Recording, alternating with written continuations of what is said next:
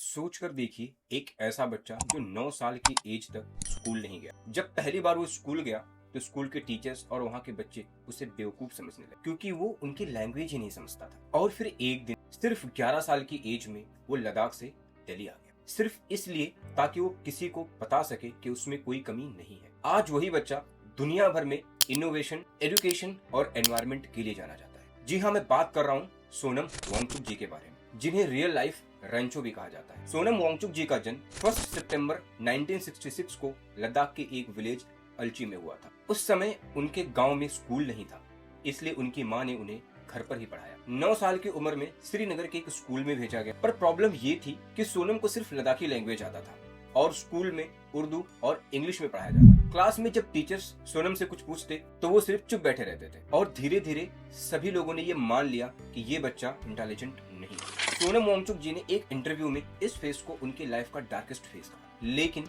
कहानी यहीं खत्म नहीं है। सोच कर देखिए, जिस एज में हम अपना स्कूल बैग संभालना सीखते हैं, उस एज में एक बच्चा अपनी पहचान बनाने के लिए लड़ रहा था। टाइम बीता और सोनम जी ने मैकेनिकल इंजीनियरिंग में अपना ग्रेजुएशन कंप्लीट किया, national institute of technology Srinagar.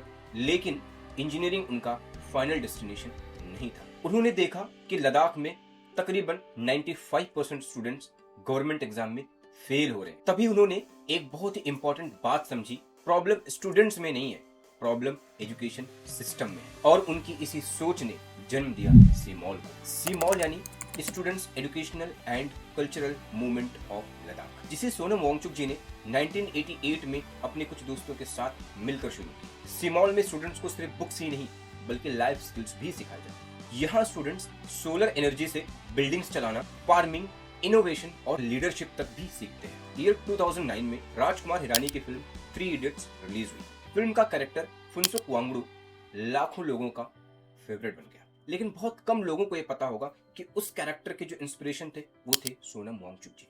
Difference सिर्फ इतना था कि फिल्म में रेंचो ने मशीन बनाई थी और रियल लाइफ में सोनम वांगचुक जी ने पूरी जनरेशन की लाइफ बदल दी थी। और शायद इसीलिए रियल लाइफ मूवी से कहीं ज्यादा इंस्पायरिंग होती है। लद्दाख में पानी की बहुत बड़ी प्रॉब्लम होती है। विंटर्स में पानी जम जाता है और समर्स में फार्मर्स को पानी मिलता ही नहीं। लोग प्रॉब्लम को देखते हैं, लेकिन उसके उलट सोनम वांगचुक जी ने सोल्यूशन को देखा और उन्होंने इन्वेंट किया आइस स्टूपा। ये आर्टिफिशियल ग्लेशियर्स होते हैं जो विंटर में पानी को स्टोर करते हैं और समर में धीरे धीरे पिघलकर विलेजेस को पानी पहुंचाते हैं। आज दुनिया भर के रिसर्चर्स और एनवायरमेंटलिस्ट उनके इस इनोवेशन को स्टडी करते हैं और यहीं पर छुपा है एक लेसन।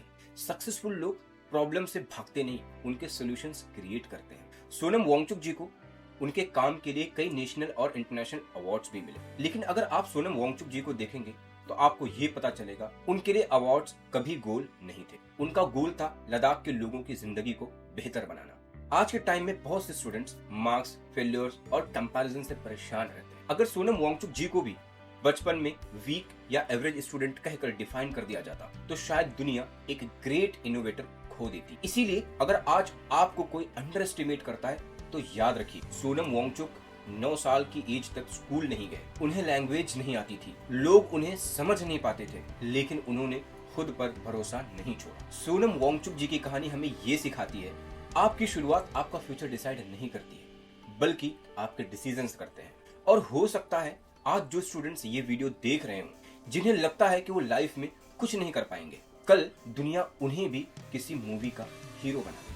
अगर आपको सोनम वांगचुक जी की जर्नी इंस्पायरिंग लगी हो तो इस वीडियो को ज्यादा से ज्यादा लोगों तक शेयर जरूर कीजिए, क्योंकि कुछ कहानियां सिर्फ सुनने के लिए नहीं होती, उनसे जिंदगी बदलने के लिए भी होती है।